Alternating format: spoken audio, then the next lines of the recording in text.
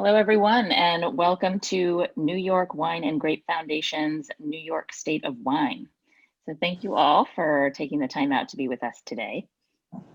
Diverse and bold with a long history stretching back hundreds of years, New York is reinventing itself as an epicenter of dynamic winemaking.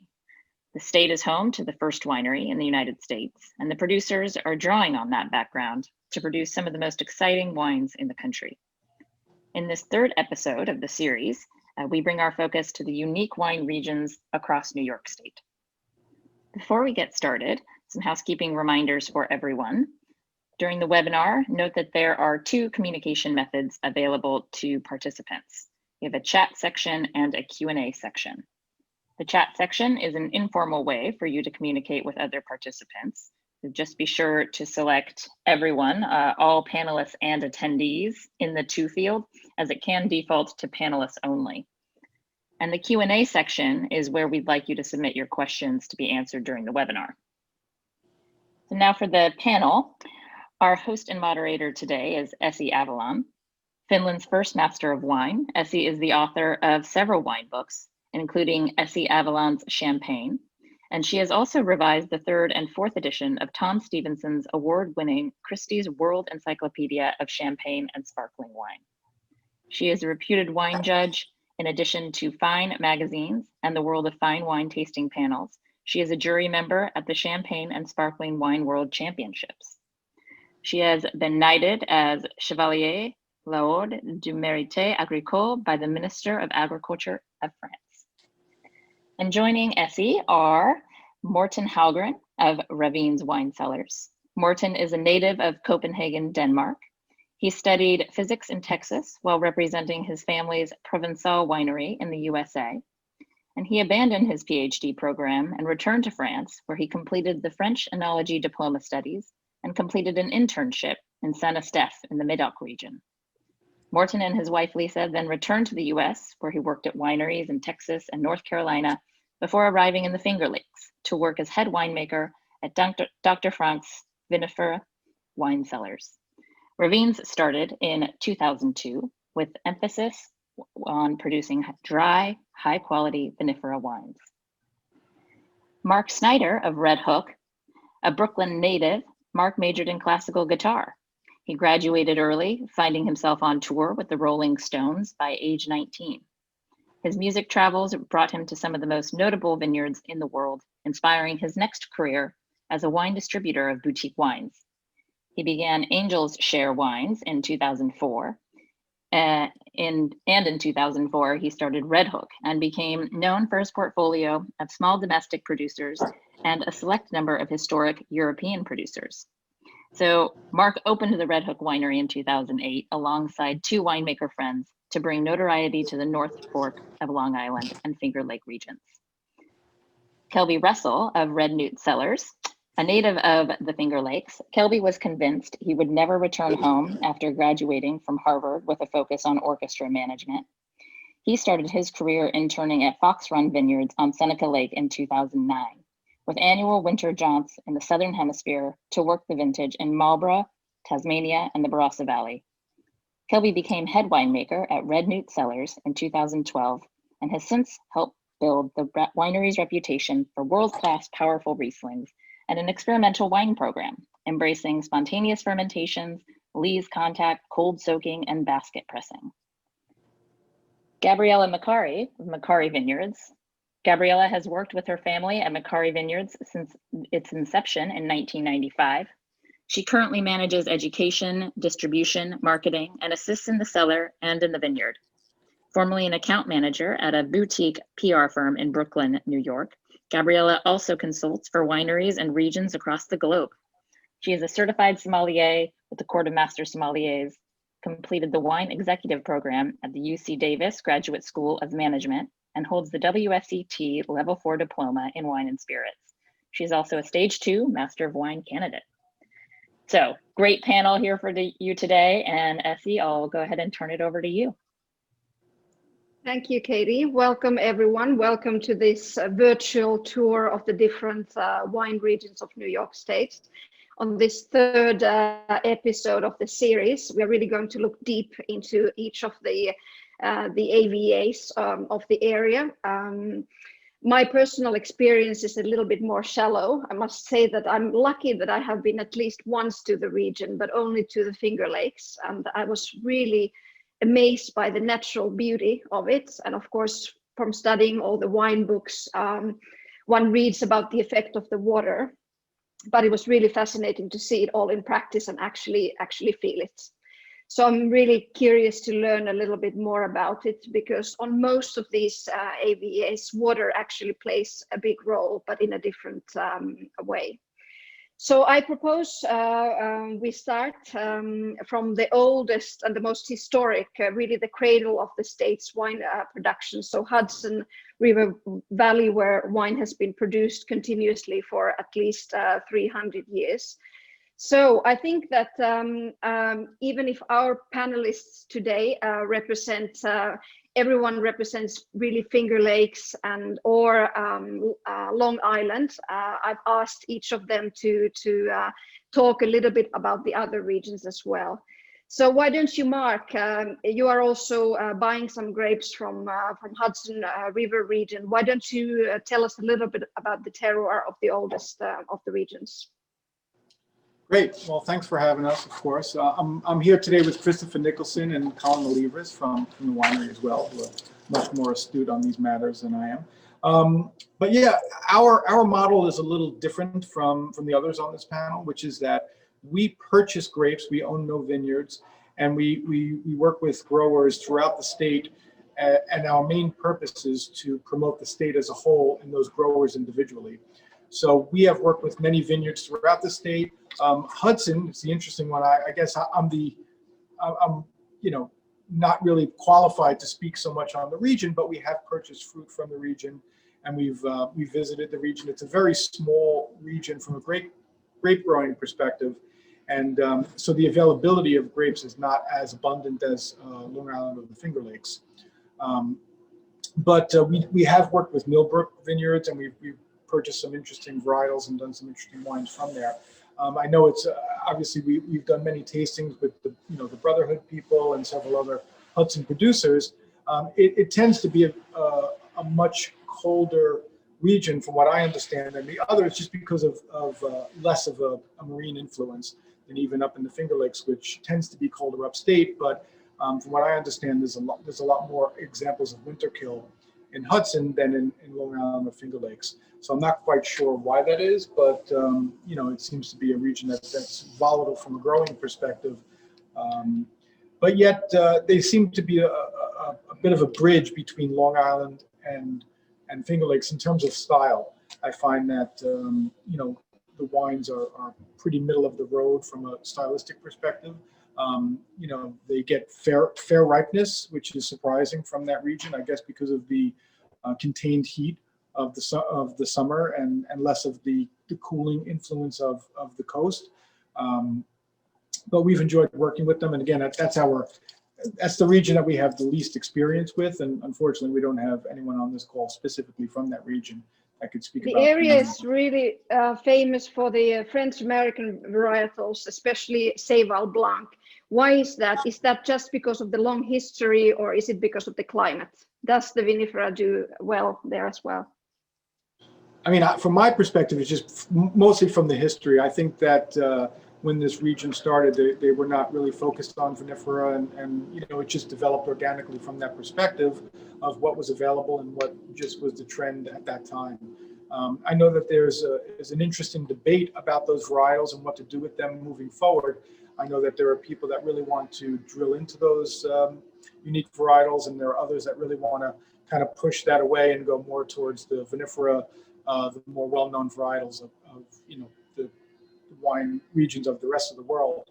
So I think it's great that they have that opportunity to produce those varietals, but again, I think it's just happenstance. I don't think that it was particularly at that time a decision based on the soil types or the climate. The newest AVA of New York State is Upper Hudson, which became official only as recently as 2018. What was the history with that addition? Was there old winemaking there, or is it a new up-and-coming region? Maybe we could see, Katie, a map of also the Upper Hudson, so that they see where we are on the states. You know, I think that in general, the interest in wine growing and winemaking has been expanding dramatically throughout the state. So I think that was just an example of people that have increased production and planting within that area. And just like in Napa Valley, I mean, Coombsville, as a comparison, they've been growing grapes there, but once they started to really hone in on the quality, potential of that region, there was really a desire of the people that were putting in all that work to create a separate AVA from that region. And I think Upper Hudson is the same scenario. I think people are just trying to really focus on their regions and create some distinction from the rest of the available AVAs in the state. And if we move quickly to the other relatively new area, so Champlain Valley of New York, which was established in 2016. Could you, Kelby, talk us a little bit about the emergence of this region? I understand it's a quite challenging climate-wise, where one needs to use also a lot of the cold hardy Minnesota varietals, for example. Yes, that's correct. This is a region that in many ways connects quite strongly with the Quebec region. There's quite a bit of grape growing in Quebec now, working with French American hybrids and Minnesota hybrids.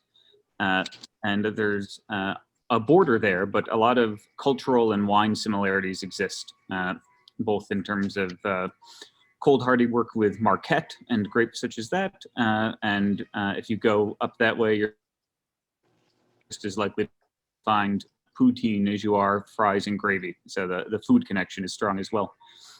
There's not many wineries in this region. There's maybe around a dozen, I would say, but they're doing remarkable things in challenging circumstances. Can you name some of the, say, Minnesota varietals or the French American hybrids that you consider to have significant quality potential in any of the regions?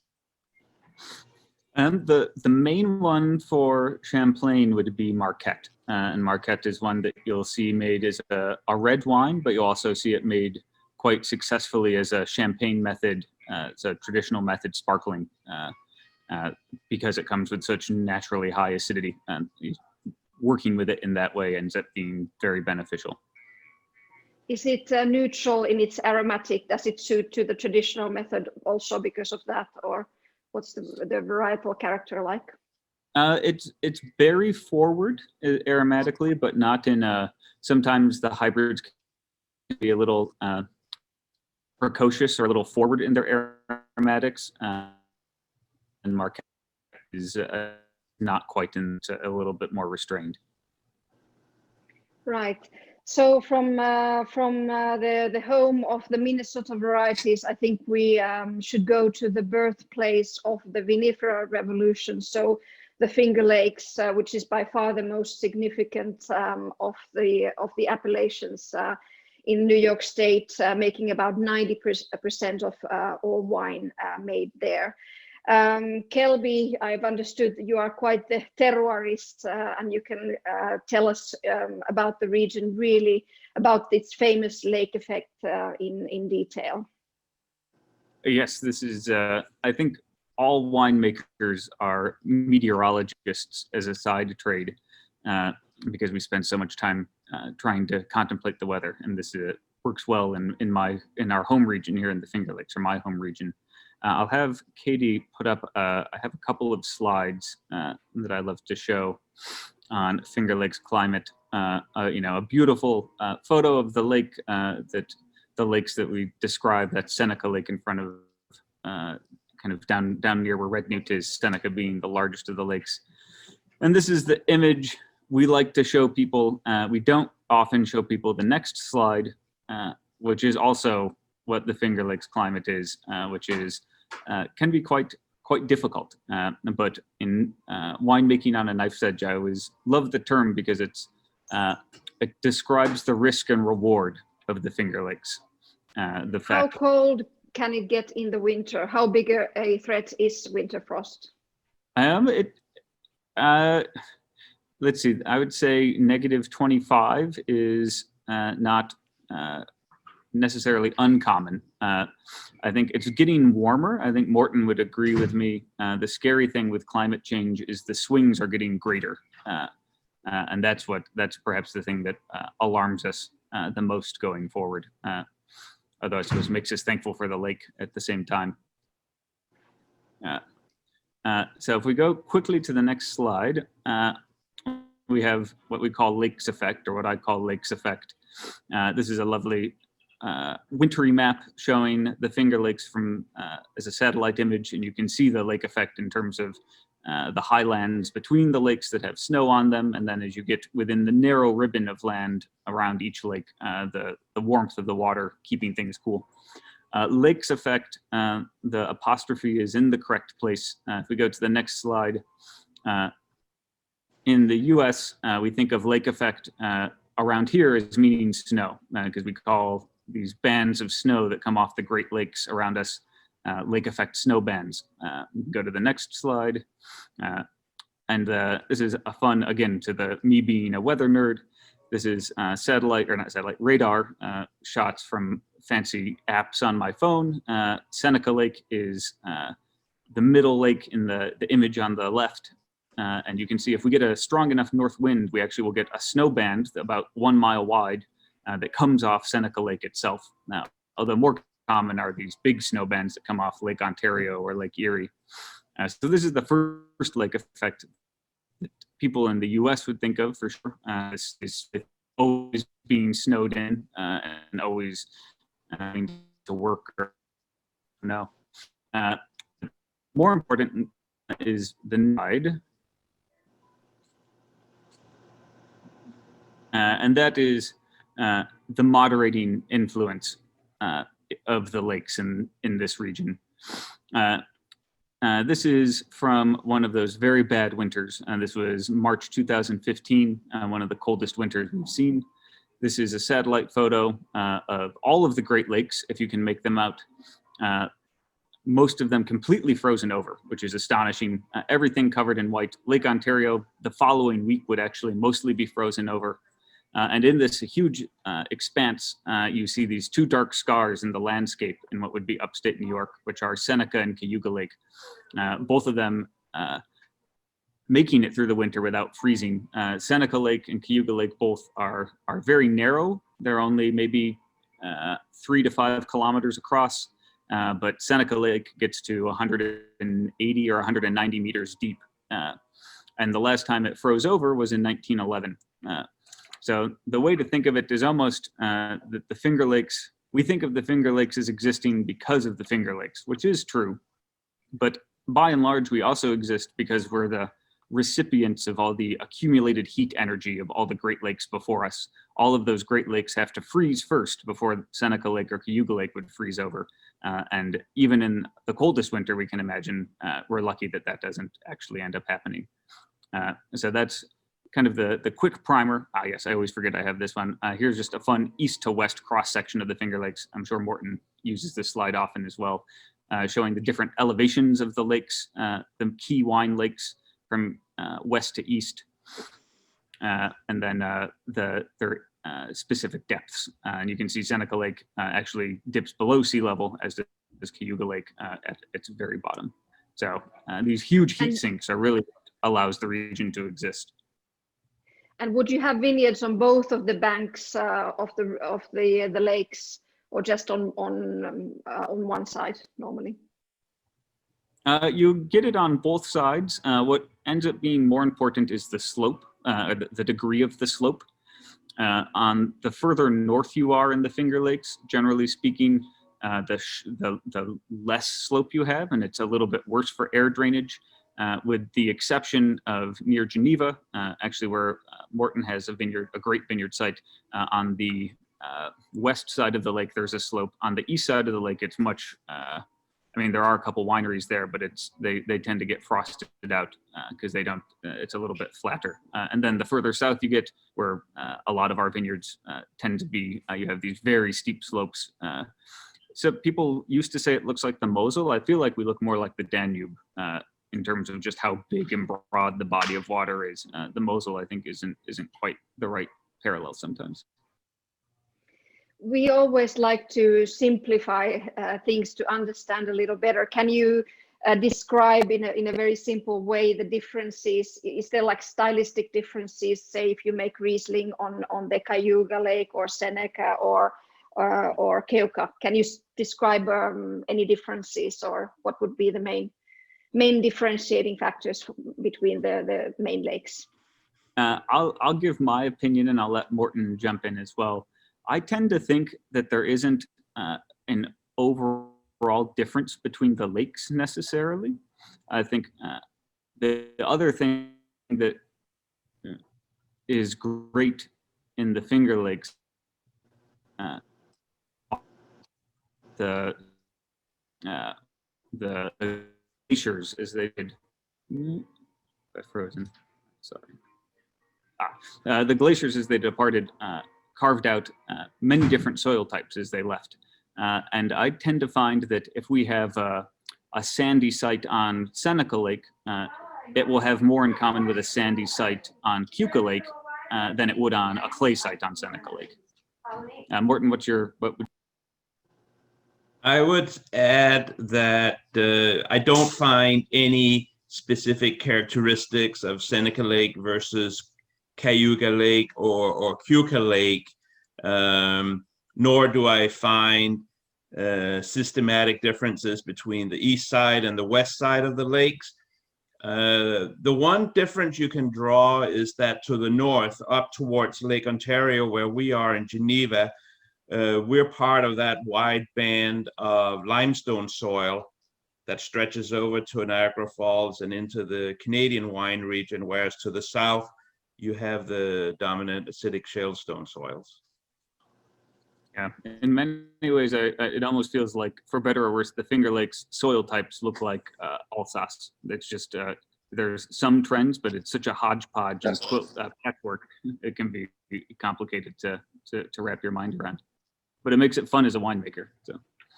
I propose we taste now your wine, Kelby. Maybe while we pour, maybe a few words about Riesling, maybe from both you and Morten. Why is Riesling considered as the sort of maybe #1 variety for the region? Morten, do you want to start? You've got the long view. Sure. My short answer would be #1, because it's a wine we can make every year. It's one of the more cold tolerant varieties, which means that we can reliably count on having a crop of it every single year.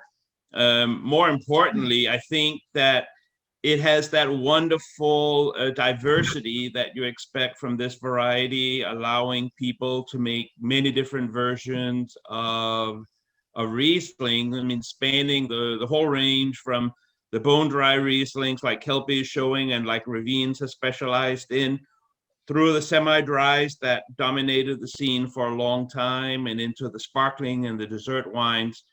It's just a variety that offers so many wonderful expressions in our region, and a terribly underrated great variety worldwide. Well, at least here in Europe, it is in quite the boom at the moment. So that's good news for you as well.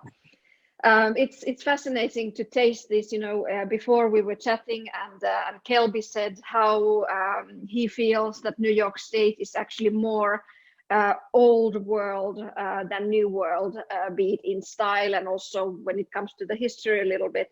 And this wine, there's an amazing minerality to it, and a very, very fine petroleum note to it. It would be fascinating if I had this in a blind tasting, where I'd put it. I'm sure I'd put it in Germany somewhere.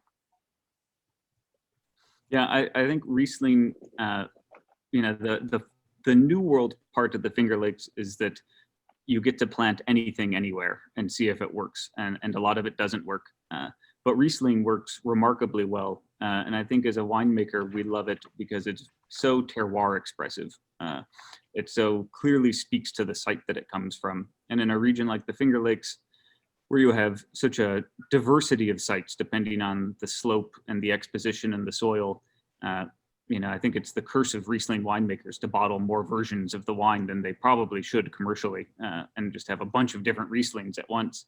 But you just become fascinated by this grape and having the chance to work with it.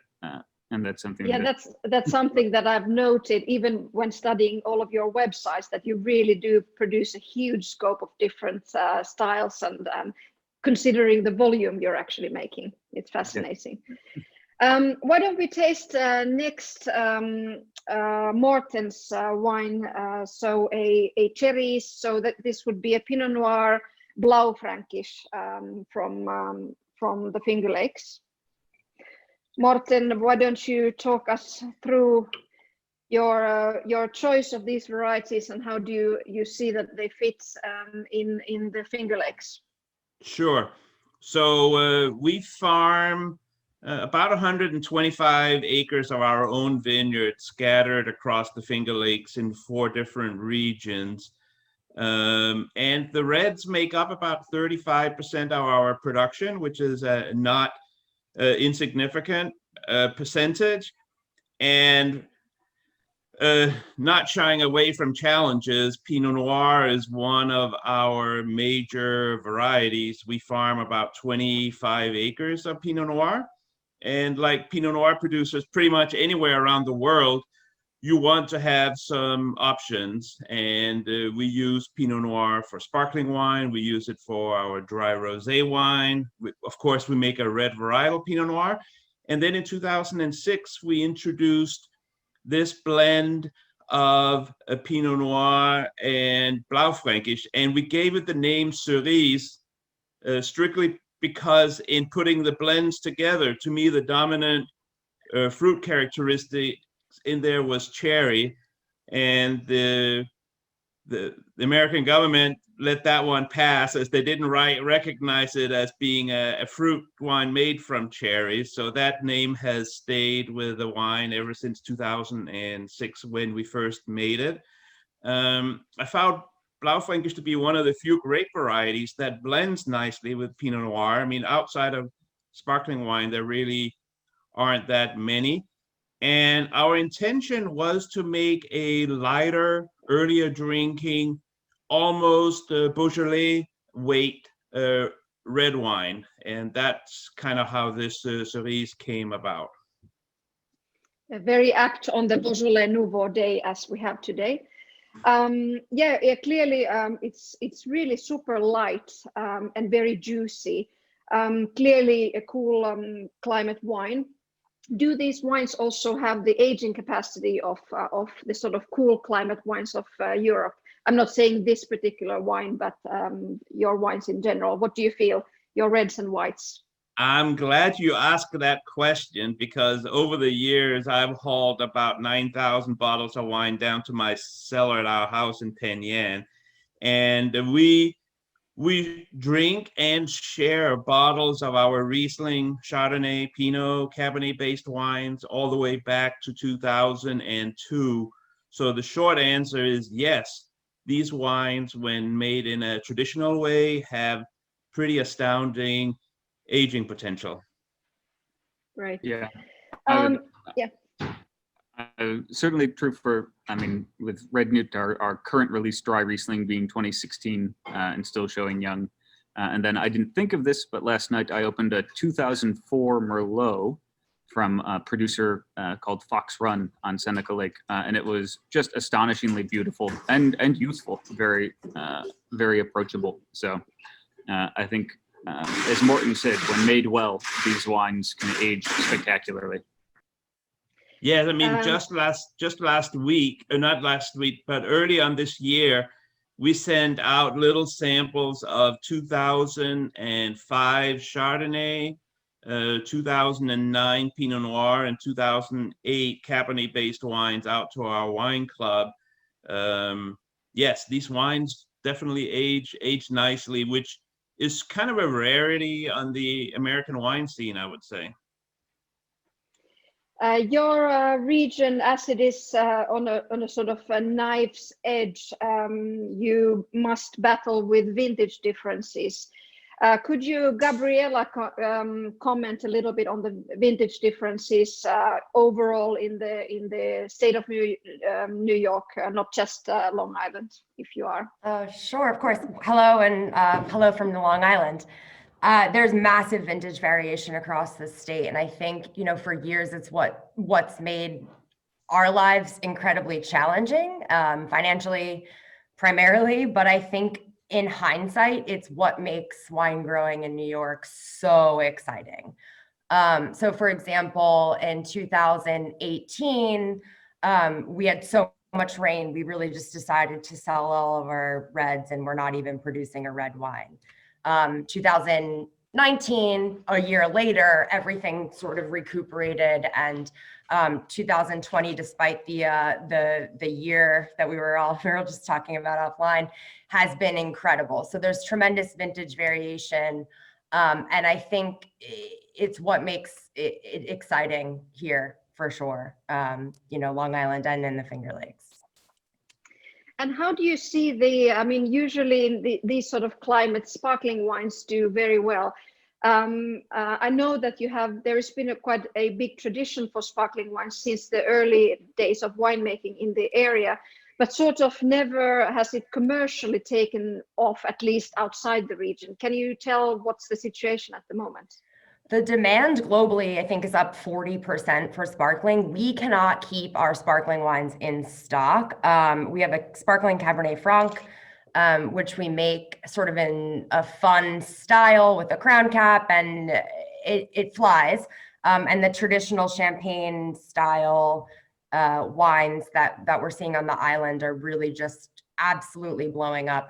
We can't keep them in stock. So I think also in years like 2018, if you have the Chardonnay or the Pinot, we do have a little Pinot Meunier growing in the back by our pigs. And anyways, if you have those traditional sparkling grapes growing, it's almost like an insurance policy, right? Actually pulling the fruit off in September and making sure that you're able to make wine.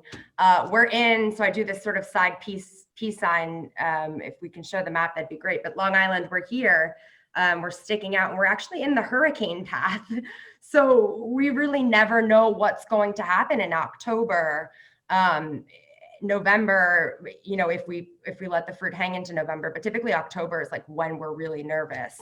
We're an island that sticks out, that definitely is in an area that's dangerous. But beyond that, I think the maritime influence, Essi, which you mentioned when we first started, is the most shocking to people. People don't realize we are a seaside community. We are surrounded by local farms and fishermen. And I think what's beautiful about Long Island is that we're all small family-owned wineries. There's really no big commercial brand.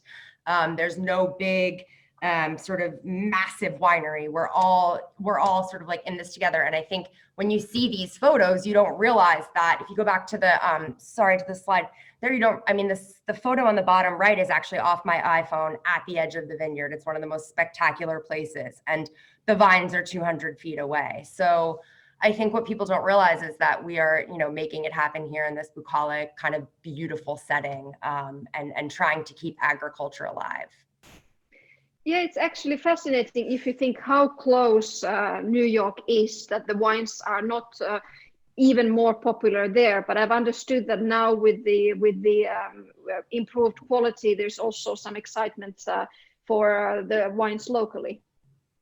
Sure. So we're 2 hours away from New York, and I think it's obviously a little further, from the Finger Lakes and the Hudson Valley, but now more than ever, we're seeing a massive, massive boom in agritourism. And I think, we were talking a little offline, I think this is the reason why, for those of you listening in the European market, us personally on Long Island, the reason why you haven't seen our wine is because there's such high demand for local visitation, experiential sort of visitation and hospitality. And there's such a high demand for agro-tourism, and then the restaurants that are in New York City. So we're working very, very closely with some of the top restaurants in the world. So that's sort of probably the reason why we haven't pushed the wines, or why you haven't tasted them before. But we are very lucky, as producers, because we do live in an expensive area to grow grapes that we can sell direct to our New York market. Okay, I think we could taste the next wine then with Martin, the Red Hook Chardonnay, which it comes from Long Island, but the winery actually astonishingly is situated in Brooklyn, which sounds for a non-New Yorker very strange. So you have an urban winery. How does it work? So yeah, just kind of tying into what Gabriella was saying. Our main purpose in the culture of Red Hook Winery was to really just further the connection between the local community and our New York growing region. So our goal is to really just promote the region as a whole and all the individual growers. We were among the first urban wineries, so we're on a pier overlooking the Statue of Liberty in New York City and Ellis Island, and we work with as many vineyard, growers and throughout the state as we can. And again, we want to really spotlight the diversity of the growing regions, the grape varietals available, and the different terroirs. And we're trying to help bring those under one roof with the creativity of multiple winemakers and multiple styles. And we try to collaborate as much as possible with the growers. And I know with Gabriella's dad, and he was our first partner in accommodating grapes, and we worked together for years in terms of collaborating on winemaking and different things, and I think that improves the region as a whole. I'll let Christopher talk about this particular wine since he made it and has worked with the vineyard for many years as well, which is right up the road from Macari. Yeah, and maybe he could also tell us, because the Long Island is divided into two AVAs, so you would have the North Fork, where most of the vineyards would be situated, but then also the Hamptons on the south side. So maybe explain a little bit the differences between the two. Oh, I can field that a little bit, but Gabriella may be better equipped to answer that question. But yeah, she can do that. Yeah.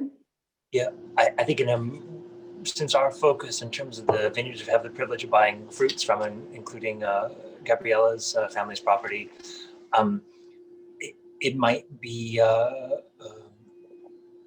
direct to say that the kind of the North Fork is maybe a little more protected from the Atlantic than the South Fork. Clearly, geographically, if you see them, the South Fork is exposed to the Atlantic, whereas the North Fork is maybe slightly cushioned by the Long Island Sound.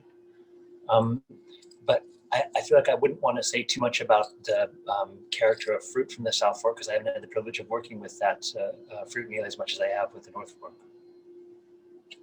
Gabriella, do you want to add something? Yeah, just a couple things. The barrier to entry to purchase land in the Hamptons is absolutely insane. So if you've heard of the Hamptons, it's in a very wealthy area, some of the most expensive zip codes in the US. So there are very, very few vineyards. There are 5 vineyards, allegedly. I only know of 2.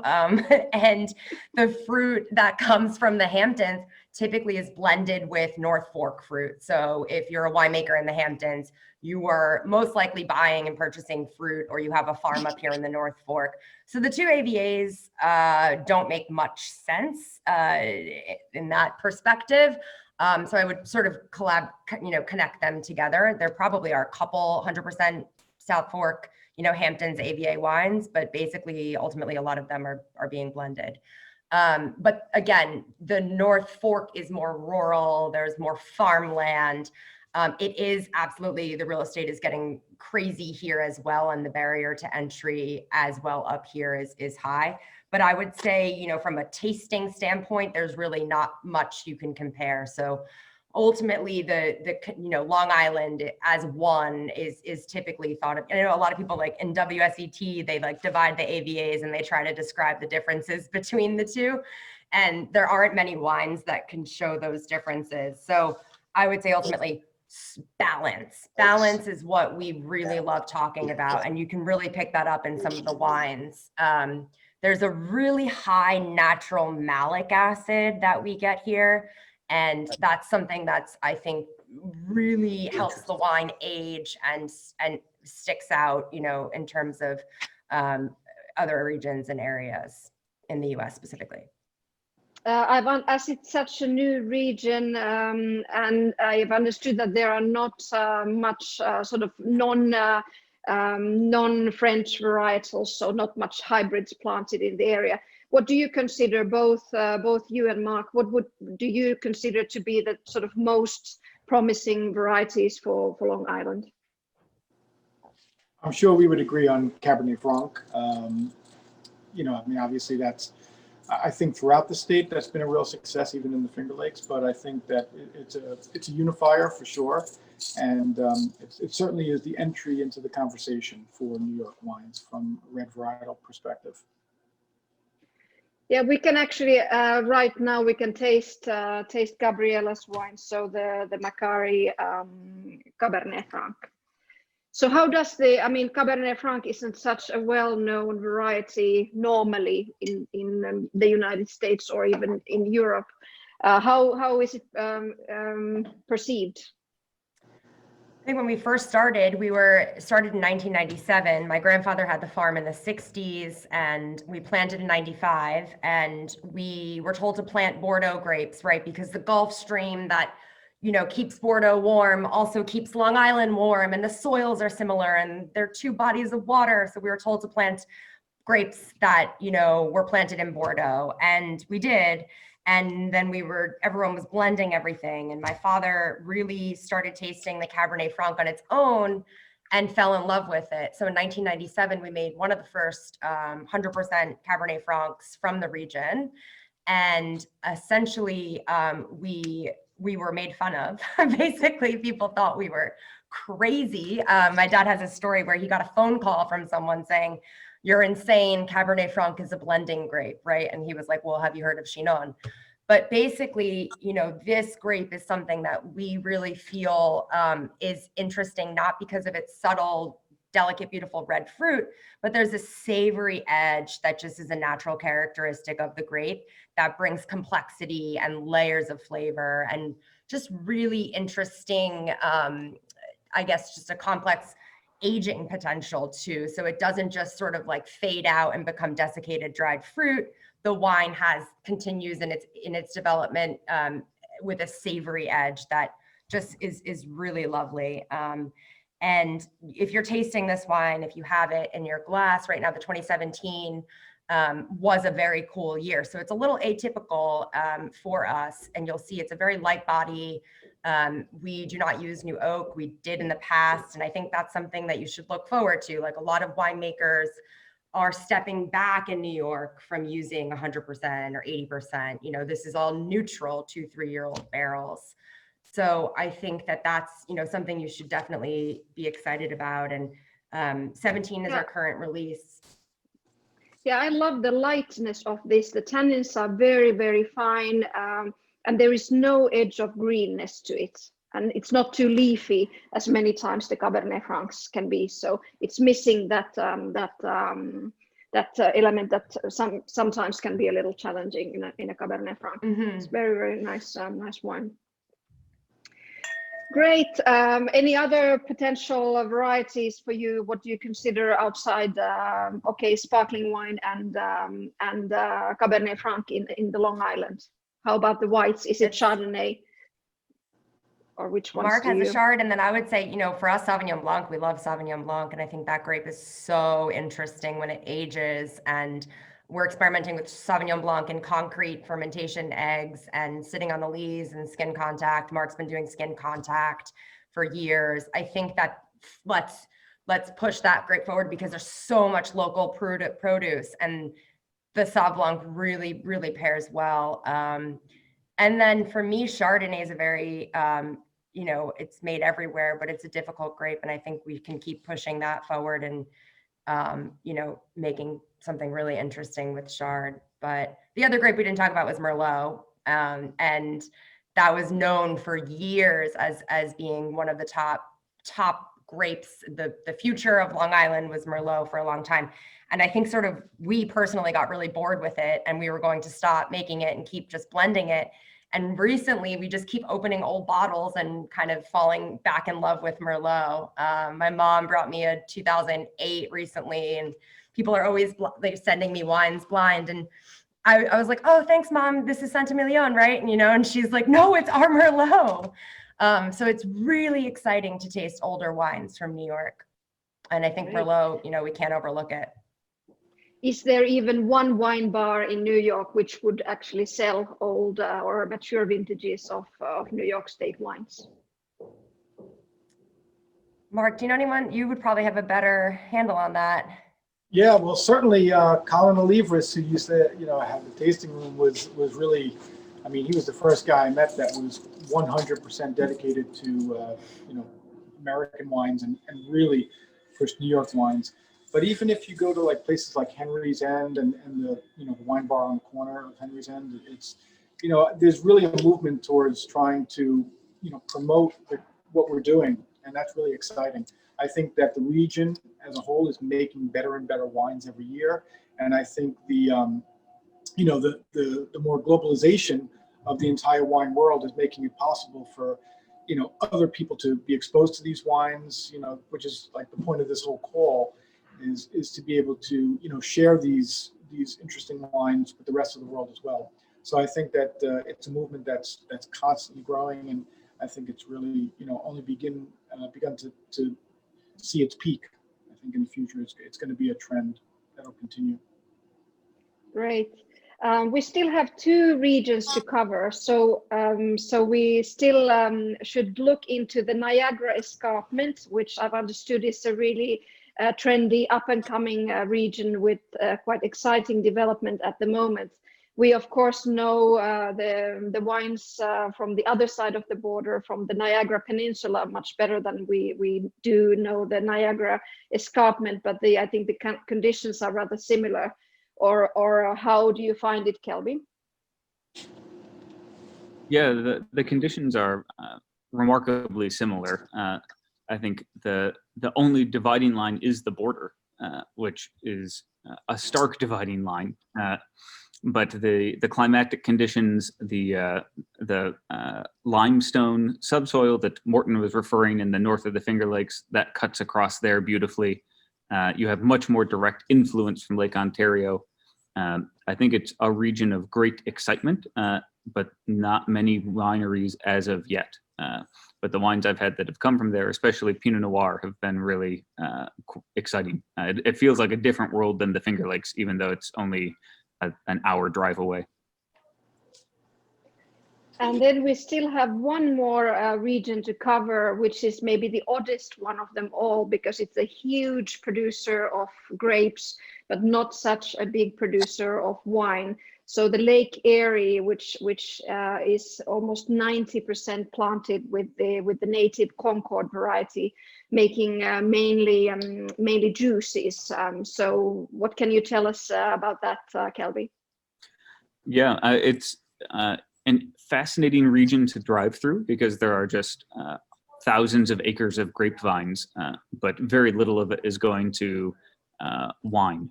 Most of it's going to juice or to grape products. But there are a growing number of wineries through it working with vinifera and doing some great things. It's an interesting region for New York State because about half of it exists in Pennsylvania. So there's a real interesting connection between the two states there that is hard to square with a New York call and is hard for them sometimes with different rules depending on what state they're in, but their climate situation is very similar. Great. I think that I probably missed, did we have some questions, Katie? Do we have some questions to the panel which I've missed along the way? There were quite a few at some point, so I couldn't see everything. Yes. So one question that came through is, so what is the potential for Malbec in Long Island, in the North Fork of Long Island? You talked about Merlot, but any potential for Malbec? We have Malbec growing here, and I'll say, I think the confusion lies because Malbec from Argentina is so popular, right? And it's this big bombastic extracted style, which is popular here in the States. And we really just can't achieve that ripeness. The bricks really flatline around 22, which is about 12% alcohol, 12.5% Bomay, if that's your scale. But essentially, like, we are not getting those big bombastic flavors from Malbec. And I think that that's where the confusion lies. So we do have some, we make it, we blend with it. It's really floral and stunning and light.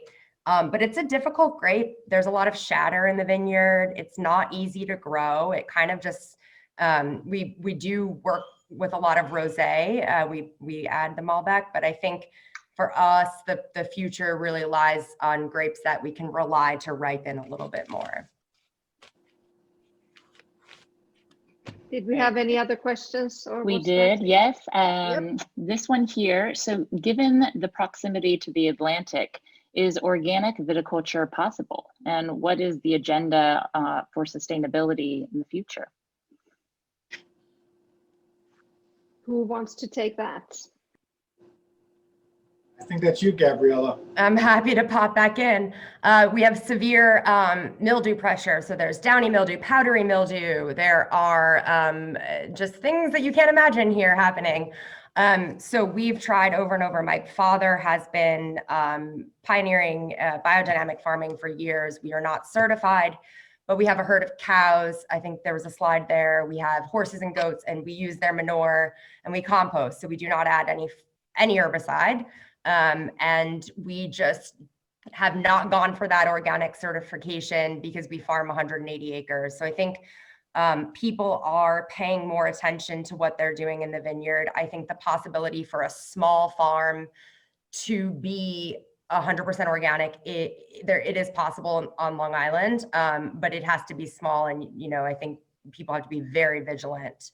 I'm waiting for the day where something comes and just eradicates mildew naturally. I cannot wait for that moment. There are like trials in Bordeaux going on. I heard like Atlantic powdered mildew, powdered algae is preventing mildew. And then I've heard that like whey cheese makers are using whey to prevent mildew. So until that moment comes, I think, you know, right now you're not going to find that many certified organic vineyards, but people are really doing all they can. And I think that movement is really powerful. So Gabriella, as a Master of Wine student, you will have to answer a question from Master of Wine, Patricia Stefanovic, who's asking about the proportion of malic acid to tartaric. Is that proportion about the same for various varieties or different? It's very different here. And Kelby might have a different answer up in the Finger Lakes, but the malic acid is crazy here. So what we have a challenge with, if to get a little technical, is during conversion, and Christopher can actually jump in here too, that during the conversion, it's a big swing, right? The malic to the lactic acid. So we struggle with that. And in knowing this, we've been experimenting with not putting some reds through Malo for the first time this year to just sort of keep some of that high malic acid, blend it back in. I think the tradition has been here, people are just adding a lot of, you know, adding tartaric to keep the pH low. But Christopher, I don't know if you want to hop in. You probably have a better answer here, but it's high malic. Yeah, no, really, yeah. I don't know if I have a more or better detail to add, just that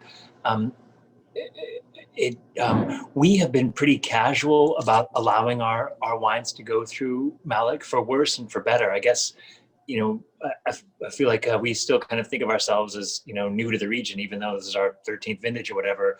But I think from the beginning, 2008, our first vintage, even through till now, we've kind of allowed the wines to work through malolactic fermentations, even when they result in softer wines.